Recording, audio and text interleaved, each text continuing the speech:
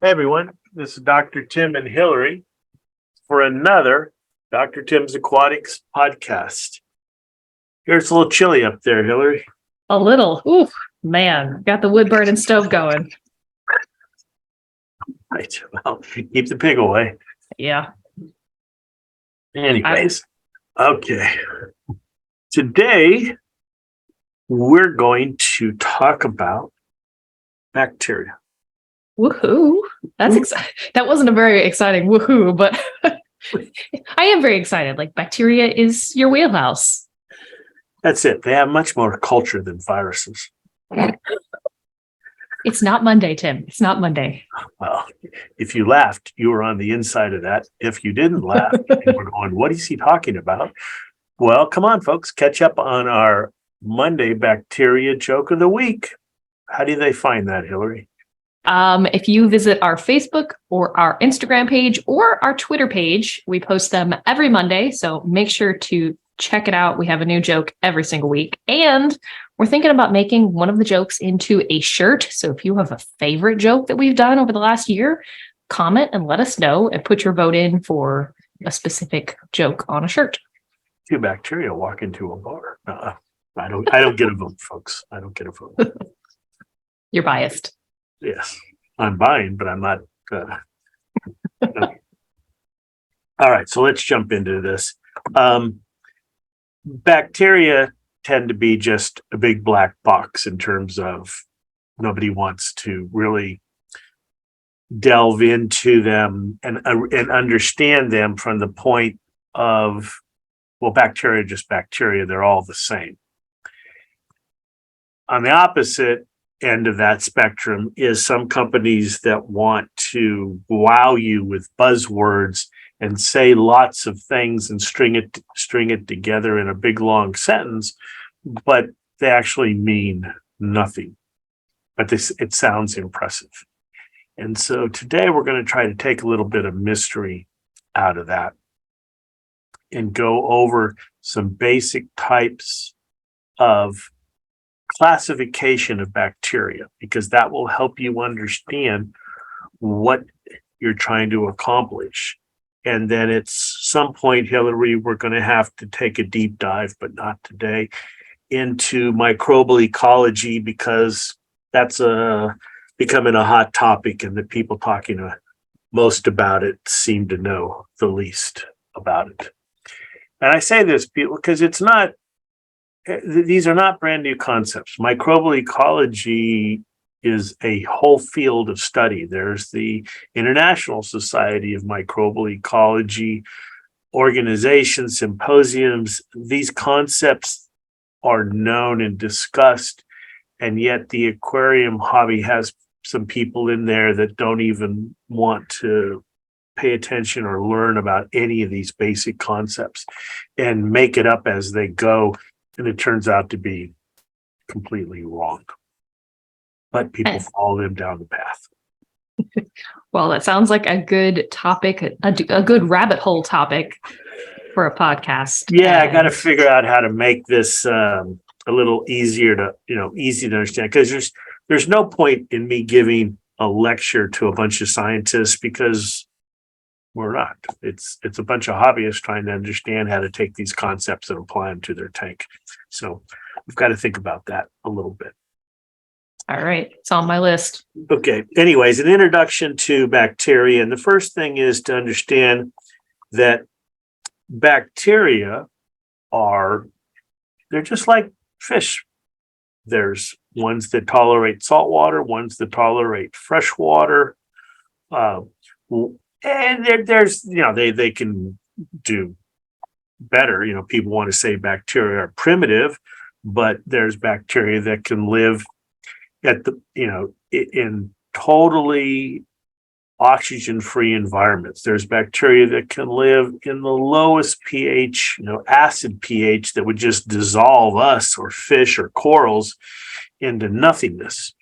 So they definitely have a wider variety or wider range of environments they can live in. But that doesn't mean every one of them can live in every one of these environments. And we talk about that, or because humans like to classify things so that we can understand things. We talk about this by starting out and classifying bacteria. And that is important to us because we have both general types of bacteria in our aquarium. So the first type are called the autotrophs. And those are the nitrifiers. Autotrophic bacteria get their energy from, they can be sunlight, and then they're called photoautotrophs, or they can get it from chemicals like ammonia or nitrite, and then those are called chemoautotrophs. And that's what nitrifiers are, because the ammonia that the ammonia oxidizers oxidize to nitrite releases energy, and the nitrite being oxidized to nitrate releases energy, and that's the source of energy for the bacteria, versus heterotrophs. There's autotrophs and there's heterotrophs. Heterotrophs are bacteria that use carbon, organic carbon, like glucose and sucrose, or just organics in general. This is how the circle of nutrients or things are recycled. All that organic material decaying. Well, the decaying process is bacteria breaking that down eventually into carbon dioxide, ammonia, different compounds and elements that recycle back into the earth. And that's how nutrients and elements and things are recycled. So we need both groups of bacteria.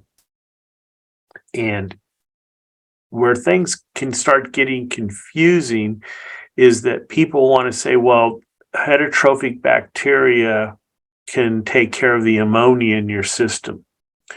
And as with most things with microbiology and science in the aquarium hobby, what some people state is what I say is a partial truth. Yes, there is something called heterotrophic nitrification, which means heterotrophic bacteria, ones that use organic carbon, converting or taking care of the ammonia or nitrite in some form. The issue with that is that process is super slow. And if you are trying to rely on heterotrophs to do nitrification, it's going to be a long, long time before you get any nitrification going on. So the autotrophic nitrifiers are much more efficient at this. And while they take time to get started, because they don't grow very fast, they are much more efficient once they get going, and per cell can convert more ammonia or nitrite than the heterotrophs. And this lag time, where it takes longer for the nitrifiers to get going versus the heterotrophs, is why I have many times in these podcasts and in the talks I give mentioned, don't add heterotrophic bacteria when you first start up your aquarium, because you're going to give the heterotrophs, which are already grow faster, a head start at the micronutrients, and they will outcompete the autotrophic nitrifiers. And then your nitrification process will slow, which means it'll take longer for your nitrifiers to become established. So you don't want to add a bunch of heterotrophic heterotrophic bacteria to your system when you first start up. We get this question a lot: is, how soon can I start adding the waste away bacteria? Or I want to add this company's bacteria, that company's bacteria, to add diversity. You don't want to do that right now. And I won't even get into the concept of, are you really adding diversity? You just don't want to add competitors. You don't want to put organics in the system. So can I interject? Sure. So when you get some of our bacteria, right, it's not just one species, it's a mix of them? Yes. Yep. Okay. So you kind of do get a little bit of diversity, right? Well, you do. You do. And it's not 100% Nitrifiers. Our mix runs anywhere from 60 to 70% nitrifiers. It does have heterotrophs. You can't stop it. But what you don't want to do is dump a bunch of heterotrophs in there and then start feeding the heterotrophs fish food and shrimp and all these different things to promote them. You're trying to give the nitrifiers a little head start to get established. But don't they get hungry? They don't get hungry. No, they don't get hungry. You really said that. No. I just wanted to hear your reaction. Sorry, I had a Sheldon moment. Yeah, no, they don't get hungry. No, folks, they don't get hungry. I'm stunned here, Hillary. I forgot the word. No, bacteria don't get hungry. Nitrifiers don't get hungry. And what Hillary's making fun of me is because we get this a lot where people, well, I didn't have any ammonia, but I had high nitrite, and I know the instructions say don't add ammonia when there's high nitrite, but I don't want the bacteria to starve. And even I think someone said they're hungry. And so they keep on dumping ammonia in the system. And when you do that, all you're going to do is get the nitrite even higher, and the whole system's going to block, which means nitrification's not going to happen very fast, at least. So resist adding ammonia, just pouring ammonia into the system. The bacteria are not going to starve to death. They don't have to be fed ammonia every day. So now that's the difference between the autotrophs and heterotrophs. And I mentioned there's photoautotrophs. Well, those are, and I'll come back to these a little bit, but the purple non-sulfur bacteria, which is, they come and go in the business of companies selling these things. They're photoautotrophs.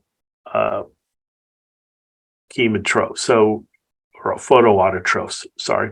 Nitrifiers are chemo. They get their energy from chemical reaction. Photoautotrophs get their energy from sunlight. And that's what the purple sulfate bacteria, or PNSB, purple non-sulfur bacteria. Why that's their term is because there's purple sulfate reducing bacteria too. And you really, really don't want purple sulfate reducing bacteria into your tank, because what they produce, and we're going down a small rabbit hole here, but purple sulfate reducing bacteria produce hydrogen sulfide.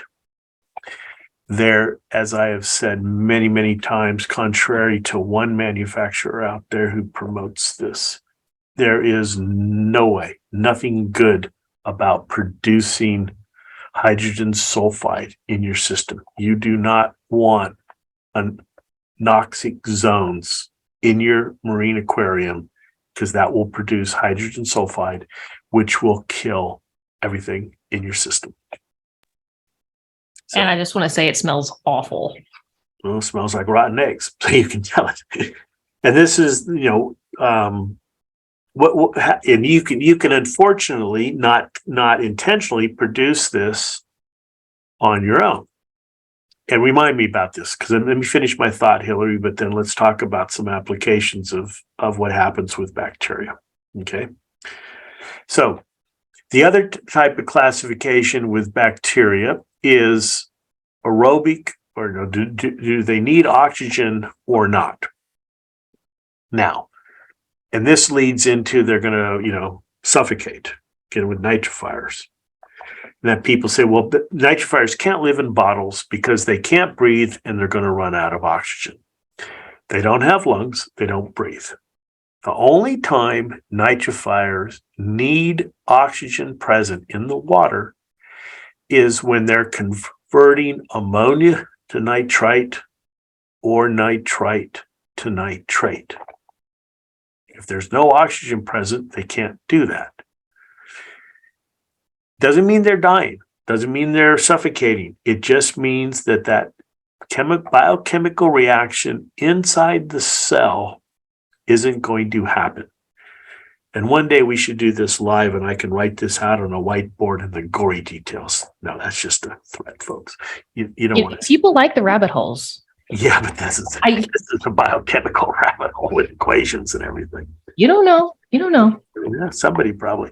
Anyways, so they can live fine in bottles because in our bottles, there's no ammonia, there's no nitrite.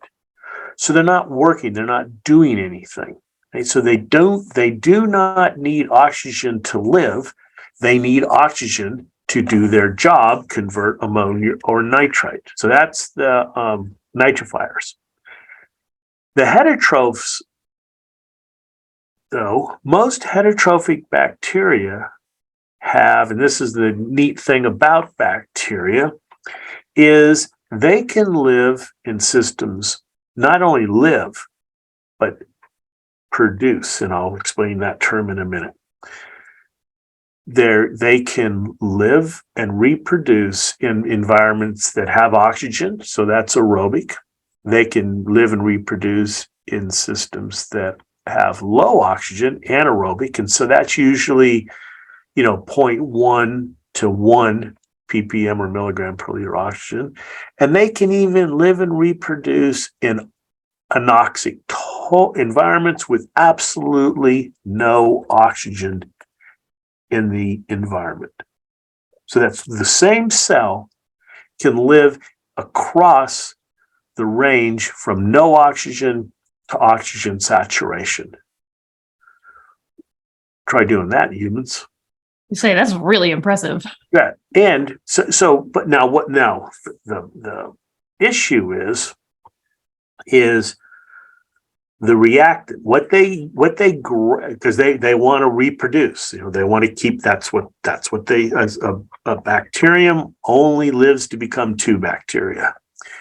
And so what do? Well, they need some type of energy, carbon source, an energy source, and they need a carbon source. And folks realize I am making a big generalizations here. There's exceptions to everything, but let's stay in the treetops with the concepts here. So in your oxygenated aquarium, the heterotrophic bacteria like waste away. They're breaking down the organics in the system and they produce ammonia. And then ammonia goes into the nitrogen cycle. They produce ammonia and they produce carbon dioxide. The carbon has to go somewhere. So that's aerobic. And we need that. That's what we want. We don't want our aquariums full of sludge. This is how we get rid of things. That slime you feel, that's all bacteria. Now, that ammonia goes into the nitrification cycle, and you start building up nitrate. And you decide, I want a more efficient way, or rather than water changes in my big 5,000-gallon aquarium, to get rid of the nitrate. What can I do? Well, you can take the waste away bacteria and many other types of heterotrophic bacteria, and if you put them in an anaerobic environment, which means low oxygen, and in this case, about a little less than 2, that same cell will take the nitrate instead of the organic. It'll take the nitrate and it will start reducing that through a process called denitrification, and it goes through like 4 steps and produce nitrogen gas, N2. And that's what denitrification is. People will say, well, do you have any denitrifying bacteria? We got billions of them. It's the waste away. It's just the environment that they're in. So aerobically, they're breaking down organics, producing ammonia. Anaerobically, they switch and they take nitrate out of the water. Now, they have to have organics. The nitrate is where they're getting their energy. They have to have organics. That's why in big, giant denitrification systems, the operators will add some type like molasses or some type of sugar or something like that, because the bacteria need that. And that's how then they convert the nitrate to dinitrogen. Okay.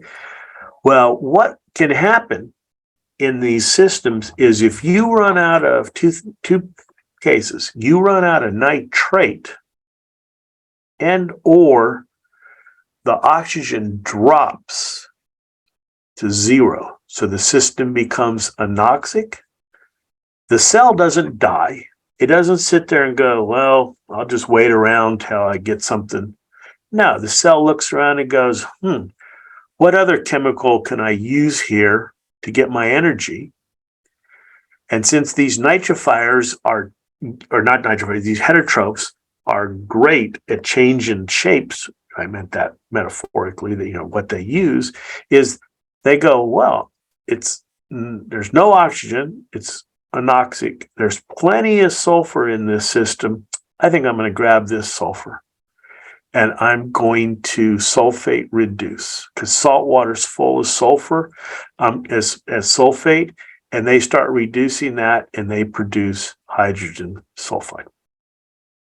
That's kind of the basis between a sulfate denitrification filter. But this can happen in your aquarium, and it can happen fast. The cells, the heterotrophic cells can pull this switch quite fast. How fast? Say you have a power outage. Say you've been in one of these storms, these hurricanes, or even here, wildfire seasons starting up in California nowadays. They just turn off the electricity. There's not even a fire. They just think there could possibly, maybe sometime in the future, possibly maybe be a fire. So we're just going to turn your electricity off. And now your canister filter, that sealed environment where water was running through it, when it had lots of water, so lots of oxygen, the bacteria were breaking down organics, clogging things up with the sludge and the detritus, clogging the filter. That's what they do. Maybe it got a little lower and you had a little denitrification going on. That was fine. But now it's in a sealed, no water flowing through it. That canister is sealed, and the bacteria sucked all the oxygen out of the water. And then they said, fine, no oxygen. It's anaerobic. We'll just take this sulfate, start producing hydrogen sulfide. And you should pop that canister open and clean the whole thing out. You should not just leave it on, and when the electricity comes on, let all that water burp right into your aquarium. Because as Hillary says, you'll know, and it could be too late, by putting all that hydrogen sulfide, that dissolved hydrogen sulfide, into the water.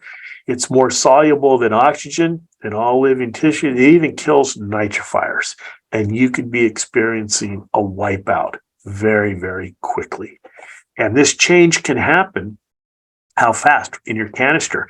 It all depends upon the level of organics, because that starts the process. That's why we did a podcast on preparing for power outages and stuff like that, right, Hillary? Yeah, we did. I think last July, maybe last summer. Yeah. One of the things I talked about is, anticipation of these events.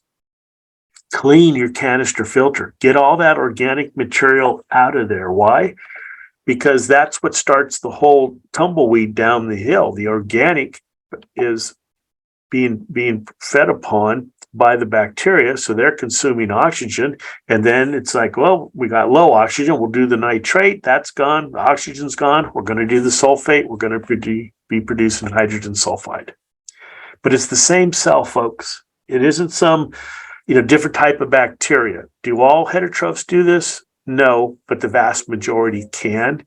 And that's why, when people say, well, you need to buy this special bacteria, not really. Or fancy names, they're obligate, heterotrophic, facultative, whatevers. Those are terms, but the usefulness to us is really not much, because we're not trying to make a dedicated denitrifying filter or anything like that. What we're trying to do is understand what's going to happen when the power goes out or the filter gets clogged, and that these bacteria can do this very quickly. And that's why I always preach, keep your mechanical filters clean, because it's just going to break stuff down. Any questions at this point, Hillary? Yes, but I think it will take us off topic, and so I'm going to keep it to myself. She's no fun, is she, folks? Hey, we go there. So anyway, we talked about where they get their energy from, and we've talked about aerobic, anaerobic, and anoxic, environments and what's happening with the bacteria. And then another thing, I mentioned earlier, these purple non-sulfur bacteria. Well, they can operate in a wide variety. They just happen to be colored purple, which is pretty cool looking, but they are heterotrophic bacteria. All right, let's think about that, folks. Let's break that down. See, all this microbiology stuff comes from Germany, 100, 200 years ago. And if you know German, all they do is take words and they mash them together and make one big, giant, long word. So that you can't pronounce. Jagd die Liebe. Heterotrophs. Okay, so I mentioned Autotrophs. I think I called them Autotrophs earlier, and that was my mistake. So I want to clean that up. The non-sulfur bacteria are heterotrophs. The purple sulfate reducing bacteria are autotrophs. Sorry about that, folks. So heterotrophs. That means they get their energy from light. Heterotroph, they get their carbon from breaking down organic carbon. So, organics and things like that. That's their carbon source versus nitrifiers, which get their carbon from carbon dioxide. And I'm not sure I mentioned that, Hillary, earlier. I think maybe you did. Okay. But the nitrifiers, ammonium nitrate oxidizers, they get their carbon from carbon dioxide, not from complex carbon sources or organic carbon sources, but CO2. But these PNSBs are very diverse. They can operate in aerobic, anaerobic environments, like most bacteria, not all. Nitrifiers can.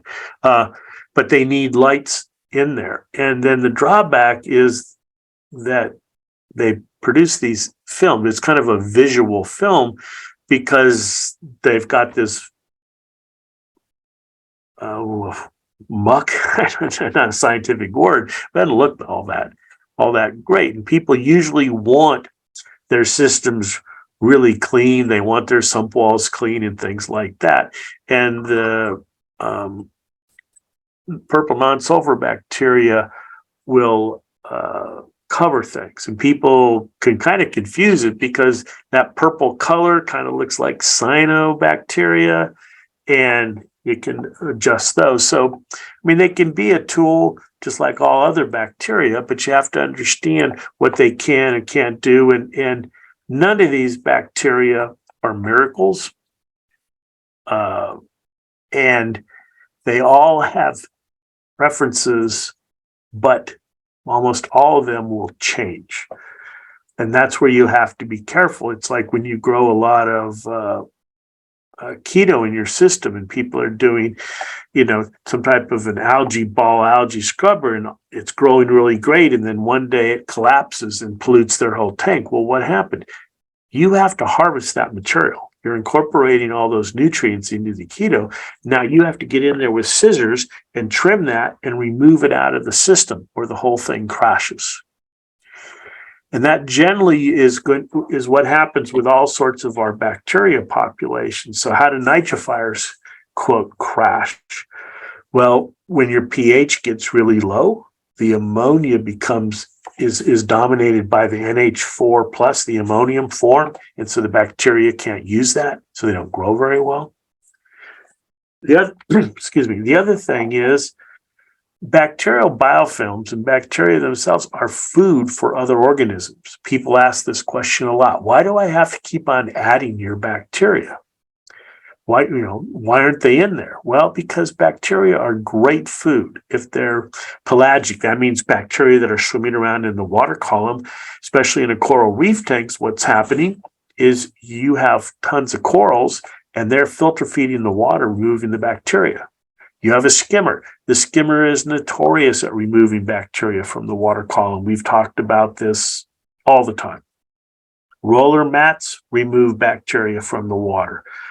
Even your filter pad, once it starts to become clogged up, is trapping bacteria and then, removing it from the water column. So those are unintended. In some ways, you can't stop it because we don't want our aquariums to look filthy, dirty, and the water really dark and cloudy and stuff like that. We want to be able to see things, but you have to understand why that's happening. And then the other thing is, how can we affect this the most is by our water chemistry. And we've done several podcasts on this about certain microorganisms, whether it's cynos or dinos or protists or things like that, can dominate when the water chemistry is pushed to one extreme, where what I call the pelagic, the good bacteria, I'm not talking about nitrifiers, but the good heterotrophic bacteria that live in the water column, where if there's no nitrate and no phosphate dissolved in the water, you're not going to be able to grow bacteria in the water column. And that makes the system ripe for all sorts of nuisance things like cynos and dinos. And we've talked about that before. Can I take a step back real quick? Sure. So you were talking about biofilm a minute or so ago. So when people use the waste away gels, right, after they've been spent like 30 days or whatever, sometimes people talk about how it's kind of like a gooey blob sort of thing. That is considered a biofilm, correct? Yep, that's a biofilm. And you could feed that to the corals if you wanted? Sure. Oh, yeah. If you have any type of invertebrates, or if you have one in the freshwater shrimp tank, you'll see them all over that, because that biofilm of bacteria and organics is getting eaten by smaller organisms, which then in turn are being eaten. The whole chain of the whole food chain. It's great food. Yep. Yeah.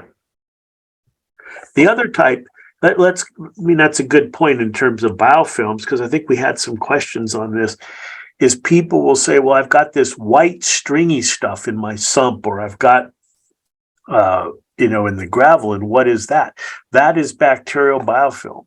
That, where you see it, especially if you have a lot of room deodorizers, or if you're adding a lot of, quote, these fuels. So what are these fuels and what are they doing? Okay, so we talked about earlier that these heterotrophs, what do they need? They need an organic source of carbon. That can be sugar, that can be vinegar, that can be molasses, that can be vodka. All these things are organic sources of carbon. And the theory behind this is that the aquarium water is limited in organic carbon, which is preventing the growth of bacteria. And as I said earlier, yes, in some cases that could be. But I would think that in the majority of cases, that's not it. There's three things you need. You need carbon, nitrogen, phosphorus, micronutrients. You need some phosphate and some iron. There are defined recipes that we have when we're trying to grow different types of bacteria. And the theory here is that because you have the skimmer and all this stuff, you don't have enough bacteria in the water, and that's why you're getting these nuisance. And some people will say, well, you don't have enough bacteria because you don't have enough carbon. And so you need to add this fuel. The drawback or the incorrectness of this, or I'm sure the right word, is if you're fighting cyanobacteria, they want carbon too. Okay? And what are they going to do? You start dumping fuel in there, you're just fueling them, because they have the numbers. So before adding any of these fuels, you should physically remove as much of the nuisance organism as you can. And then also be careful and always start out slow. We say this on our waste away, add a quarter dose. Don't just dump the bottles in. Don't go straight with the manufacturers, any manufacturers, even us, recommendation. At least we put warnings on there because every tank is different. The amount of organics in the system, especially what's trapped underneath all that rock work, what's trapped in all that rock work. Some people go so far as they add bacteria and fuel at the same time, and that's like pouring lighter fluid on a lit barbecue. You're just going to get this huge bacterial bloom and explosion. What's going to happen? Anybody? Hillary? Anybody? Don't want me to put you on the spot there, Hillary. But you have your tank, it's running, it's full of oxygen, and you added bacteria and carbon to stimulate the growth of the bacteria. It's in an aerobic environment. The bacteria are going to grow out of control, and as they grow, they're sucking all the oxygen out of the water, suffocating your corals and your fish. And this is what happens in a lot of systems, especially because people will get some product and they'll add it at night when the lights are off. So now there's not even photosynthesis happening, and they wake up the next day and their tank is cloudy and stinky and everything's dead. When first doing any type of addition, treatment, additive, don't do it at night and go to bed.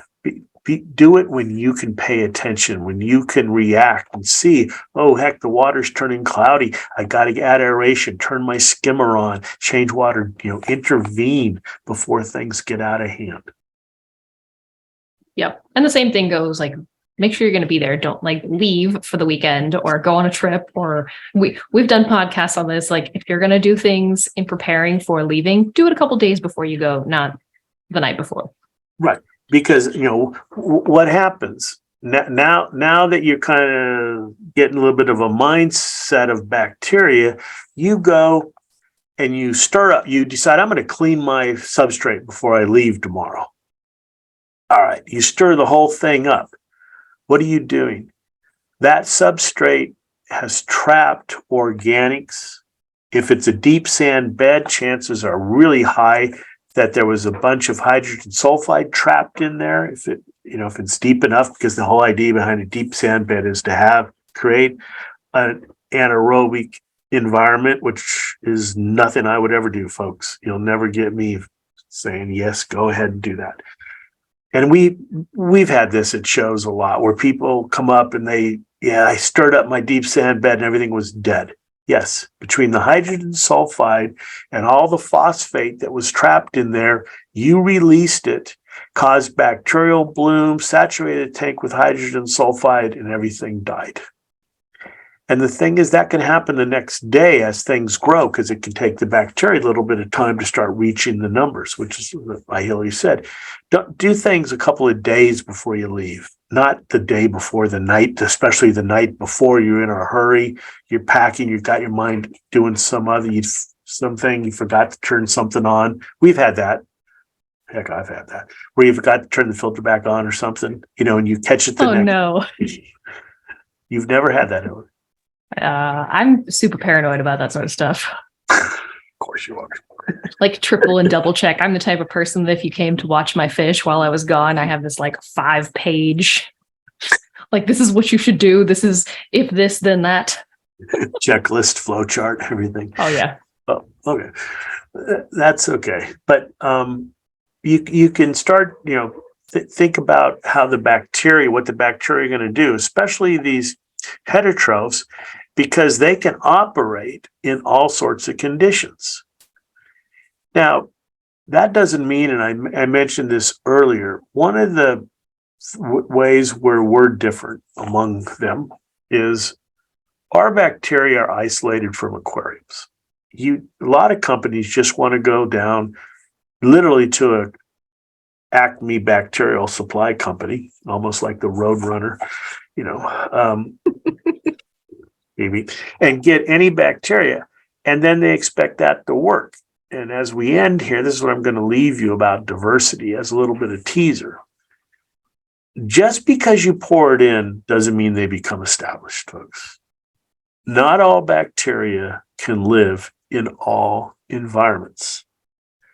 And there has to be conditions or niches where these bacteria can thrive. And in most established systems, that's not the case.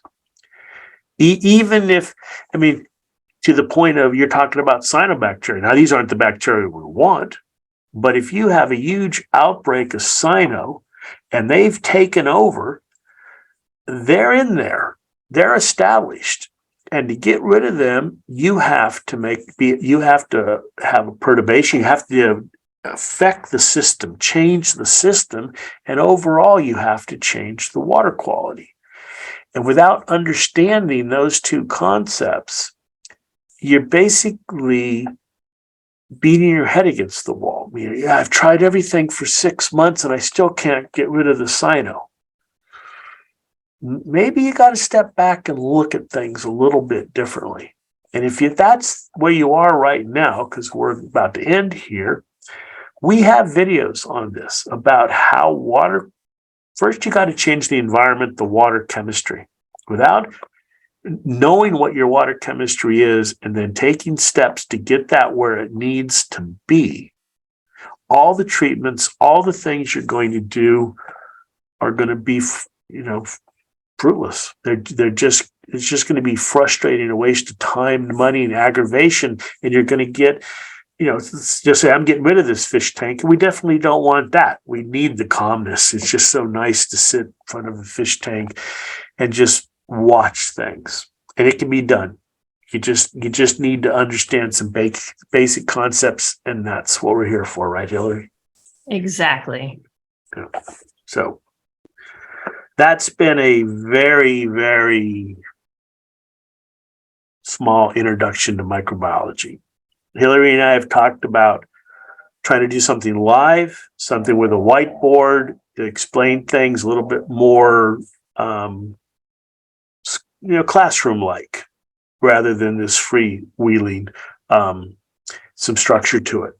And we're going to put something that together that can be kind of a reference guide of things about microbiology and the microbiology and the bacteriology that's happening in your aquarium.